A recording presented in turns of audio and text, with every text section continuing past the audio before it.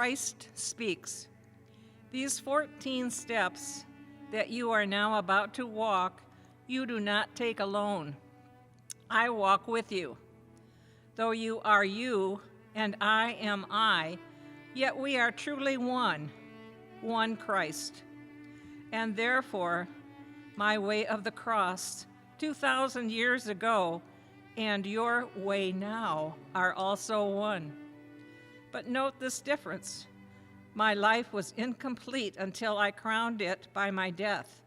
Your 14 steps will only be complete when you have crowned them by your life.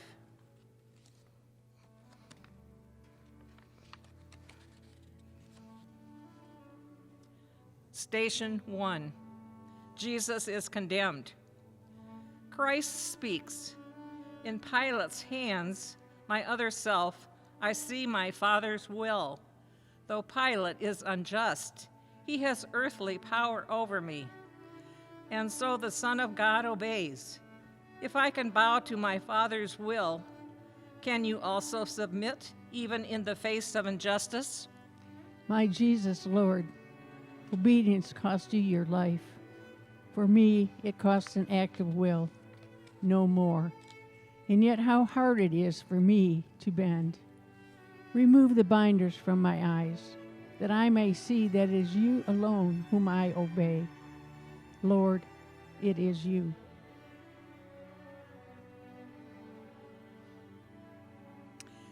Station 2. Jesus takes his cross.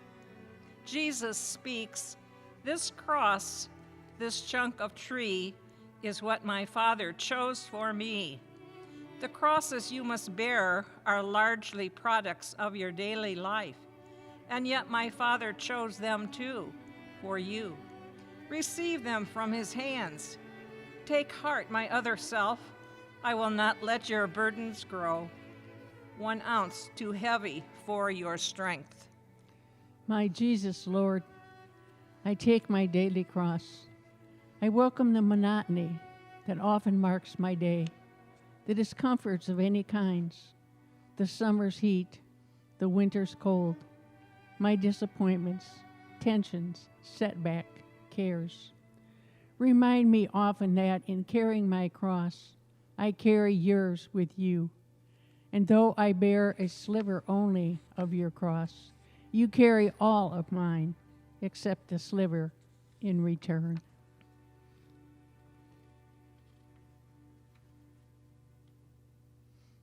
Station 3. Jesus falls. Christ speaks, the God who made the universe and holds it in existence by his will alone, becomes a man, too weak to bear a piece of timber's weight. How human in his weakness is the Son of God. My Father willed it thus. I could not be your model otherwise. If you would be my other self, you also must accept without complaint your human frailties. Lord Jesus, how can I refuse?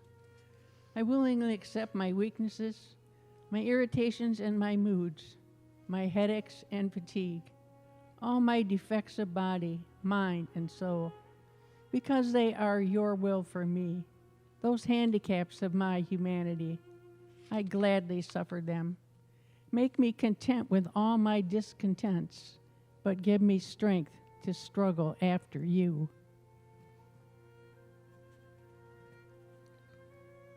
Station 4, Jesus meets his mother.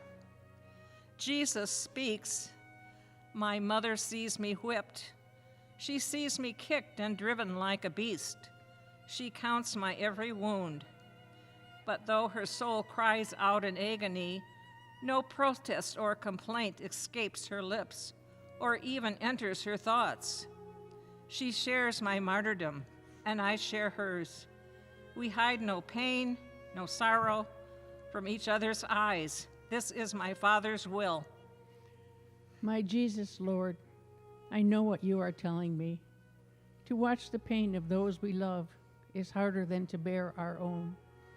To carry my cross after you, I too must stand and watch the sufferings of my dear ones, the heartaches, sicknesses, and grief of those I love. And I must let them watch mine too.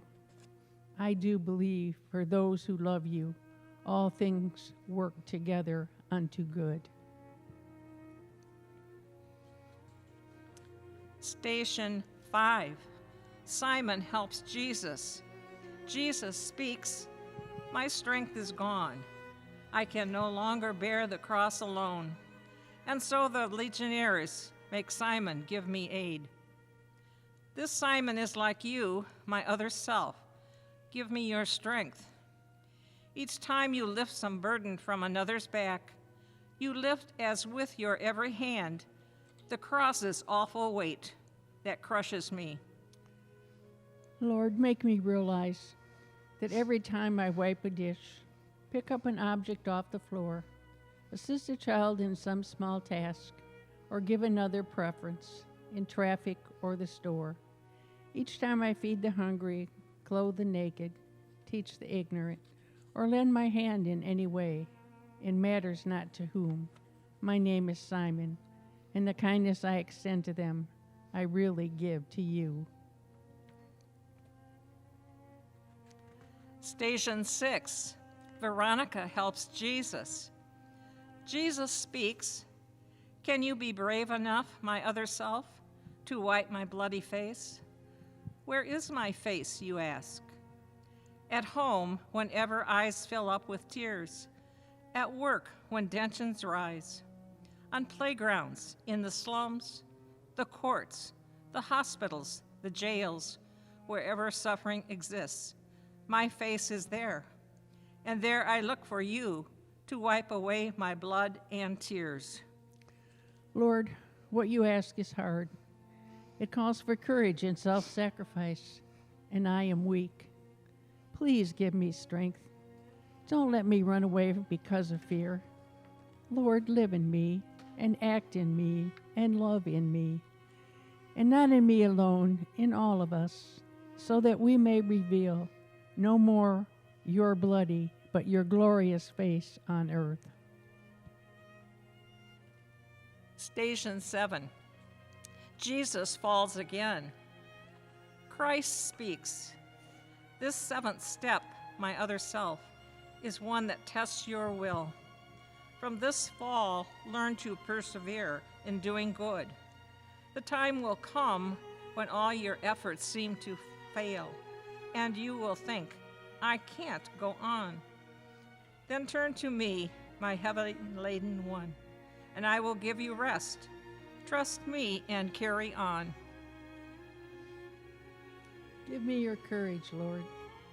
When failure presses heavily on me and I am desolate, stretch out your hand to lift me up. I know I must not cease, but persevere in doing good. But help me, Lord. Alone there's nothing I can do. With you I can do anything you ask. I will.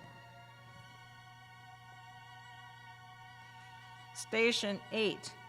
Jesus consoles the women. Christ speaks, "How often had I longed to take the children of Jerusalem and gather them to me, but they refused. But now these women weep for me, and my heart mourns for them, mourns for their sorrows that will come. I comfort those who seek to solace me. How gentle can you be, my other self? How kind." My Jesus, your compassion in your passion is beyond compare. Lord, teach me, help me learn. When I would snap at those who hurt me with their ridicule, those who misunderstand or hinder me with some misguided helplessness, those who intrude upon my privacy, then help me curb my tongue. May gentleness become my cloak. Lord, make me kind like you. Station 9. The 3rd fall. Jesus speaks, completely drained of strength. I lie, collapsed upon the cobblestones. My body cannot move. No blows, no kicks can rouse it up. And yet my will is mine, and so is yours. Know this, my other self, your body may be broken, but no force on earth and none in hell can take away your will. Your will is yours. My Lord, I see you take a moment's rest, then rise and stagger on. So I can do, because my will is mine. When all my strength is gone, and guilt and self-reproach press me to the earth and seem to hold me fast, protect me from the sin of Judas, save me from despair. Lord, never let me feel that any sin of mine is greater than your love. No matter what my past has been, I can begin anew. Station 10. Jesus is stripped. Christ speaks, "Behold my other self, the poorest king who ever lived. Before my creatures I stand stripped. The cross, my deathbed, even this is not my own. Yet who has ever been so rich? Possessing nothing, I own all, my Father's love. If you, too, would own everything, be not solicitous about your food, your clothes, your life." My Lord, I offer you my all, whatever I possess and more, myself. Detach me from the craving for the prestige, position, wealth.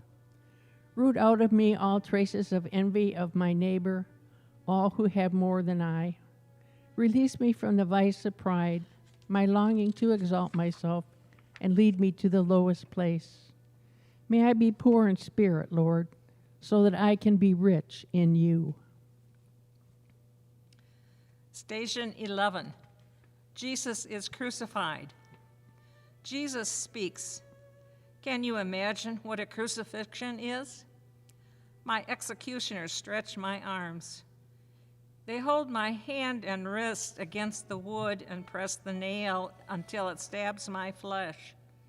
Then, with one heavy hammer smash, they drive it through, and pain bursts like a bomb of fire in my brain.